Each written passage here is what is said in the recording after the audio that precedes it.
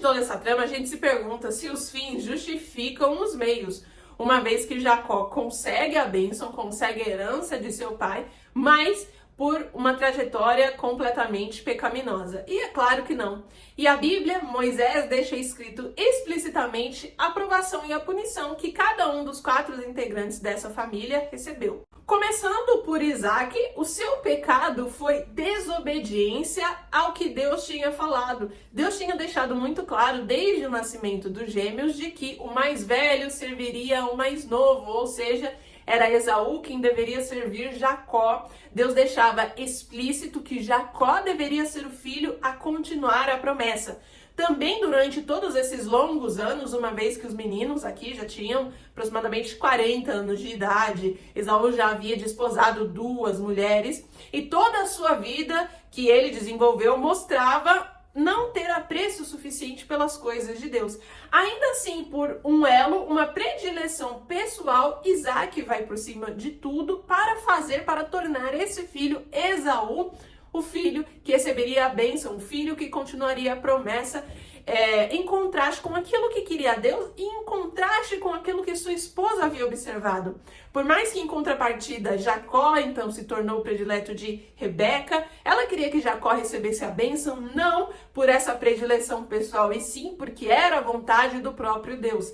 Mas Isaac demonstra não ter se conciliado e entrado em acordo com sua própria mulher, e tampouco dado ouvidos àquilo que foi ordem do próprio Deus. De um jeito ou de outro, ele queria, por seus próprios motivos, tornar Esaú o próximo descendente que continuaria a promessa. E o que Isaac colheu foi justamente a trapaça, a manipulação e ser completamente enganado. Então depois ele faz tudo, ele acha que o filho a qual ele concedeu a bênção era Esaú e no final das contas era Jacó. E ele percebe ter sido trapaceado. Deus age aqui dentro do pecado de todos, mas como consequência ao de Isaac, ele se vê completamente fora do controle dessa situação. Em Rebeca, nós vemos toda a manipulação. Ela arquiteta todo o plano e nos mostra aqui o pecado da mulher de querer dominar sobre o seu homem.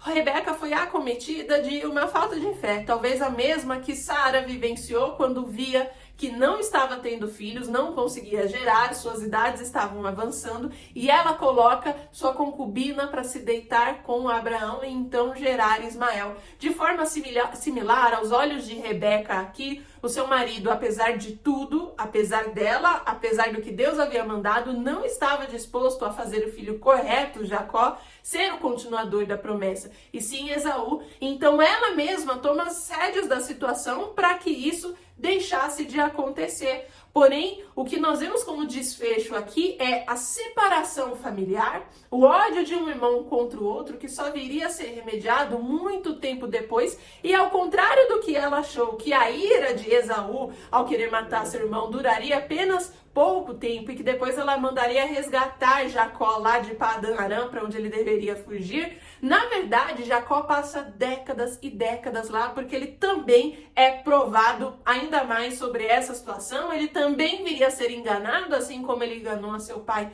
aqui, e Rebeca morre sem ver os seus filhos reconciliados, muito pelo contrário, vendo sua família desunida. Em seguida, em Esaú, nós vemos em primeiro lugar a deslealdade, pois ele aceita receber a bênção do seu pai, porém consciente de que já tinha vendido o direito de primogenitura a seu irmão há 2 capítulos atrás, ou seja, a ele nem lhe correspondia mais receber aquilo, mas ele continua e age como se fosse o injustiçado da situação. E por último, é claro, quando ele se ira e diz que mataria o seu irmão, nós vemos como ele é um homem superficial, entregue àquilo que os seus instintos e os seus desejos o impelem a fazer naquele momento, e também que o seu desejo pela bênção nunca foi por ser o filho da promessa, por continuar aquilo que Deus havia dito, de que por aquela família seriam benditas todas as nações, pois traria a genealogia de Cristo. O desejo de Esaú com aquela bênção era simplesmente receber a posse e se tornar o líder da família. Pois então ele colhe a consequência de que se houve, né, todo o trapaceio, toda a manipulação, que na verdade de uma certa forma era o caminho correto que as coisas deveriam ter seguido, porque a bênção de fato correspondia a Jacó, que comprou a primogenitura dele. Ele então passa a ser um homem que não colheria o fruto da terra de forma fértil, ele viria a habitar em regiões mais secas, e depois a gente vai ver, né, em capítulos posteriores, que Esaú foi habitar na região ali de Edom. Depois ele até mesmo muda o seu próprio nome para Edom. A sua descendência também torna-se uma descendência de caçadores, tendo que ir arduamente atrás do seu alimento. E por último, demonstrar esse mesmo sentimento de Caim, o irmão que quer assassinar o outro, o irmão que dá lugar à inveja, ao pecado e à consumação destes. Aqui nós vemos a tipologia clara de que no mundo há sempre dois povos, aqueles que são os eleitos de Deus, que servem a Deus, e aqueles que servem ao pecado, logo são filhos do diabo, são descendentes da serpente. É por isso que o mundo e a igreja sempre estarão em conflito, assim deve ser até a consumação dos séculos. Por fim, Jacó, como o executor dos planos da sua mãe e mentiroso, é o que ele se torna aqui nessa situação.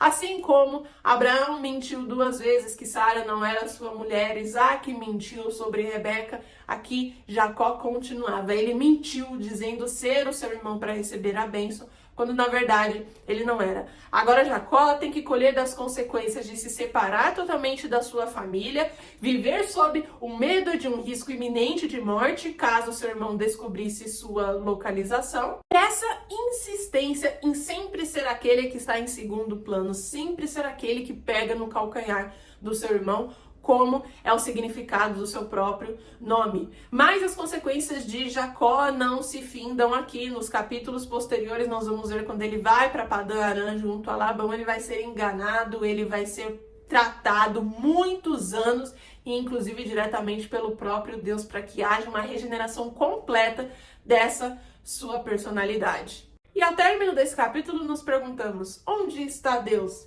Cadê ele? Moisés escreve de forma sábia, nos fazendo interpretar o texto e ver que ele está demasiadamente marcado com as ações humanas de fato. Mas Deus está garantindo, em primeiro lugar, que o seu plano continua ininterrupto, dentro do seu próprio tempo, como ele ordenou, através das ações humanas, sejam elas corretas ou incorretas. Pelo pecado de todos eles aqui, Deus continuou garantindo que, de fato, o que ele tinha dito que iria acontecer, Jacó, como o que continuaria a promessa, de fato, tornou-se realidade. Apesar disso, ele não é o autor direto de todos esses atos. Os próprios seres humanos, Rebeca, Esaú, Jacó e Isaac, são autores e então 100% responsáveis daquilo que também já ficou claro para nós, que eles começaram a colher dentro desse próprio capítulo, com a separação familiar, a falta de controle que Rebeca achou que tinha e na verdade não, morreu sem ver os seus filhos reconciliados, e Isaac perdendo o controle que ele achava que tinha diante daquela situação. O que fica principalmente de aplicação para nós é ver como o ser humano é difícil. Desde a fundação do mundo, desde sempre, Deus deixa claro o que ele espera de nós, aquilo que é correto e incorreto, para onde devemos seguir, o que devemos esperar. Ainda assim, os nossos próprios desejos e as nossas próprias concupiscências faz com que demoramos muito mais para alcançar a tal promessa. Assim fizeram Sara e Abraão ao terem filho com a concubina, pois percebiam que a esterilidade se estendia, assim como o avanço de sua idade. Assim percebeu Rebeca com a dureza de coração de Isaac e sua vontade em tornar o filho incorreto, aquele que continuaria como portador da promessa. Mas o que tudo isso tem a nos dizer, a nos contar, esses homens que mentem, esses homens que falham, que manipulam? Por que essa estaria sendo a nação eleita por Deus? Porque Deus não escolheu outros povos, os avançados egípcios, os sírios. Porque Deus escolheu essa família de semi-agricultores nômades durante essa terra? Para nos mostrar que a nossa salvação de fato é por fé. não é por obras, para que nenhum homem se vanglorie. Apesar de que eu e você não somos etnicamente israelitas ou judeus, nós somos, como diz Paulo, seus descendentes espirituais, carregamos esses mesmos males, quaisquer que sejam os pecados que você e eu temos, de alguma maneira ou outra se assemelha com algum desses 4 integrantes aqui. Assim nós somos, mas Deus, na sua infinita graça e benignidade, nos permite salvação através da fé.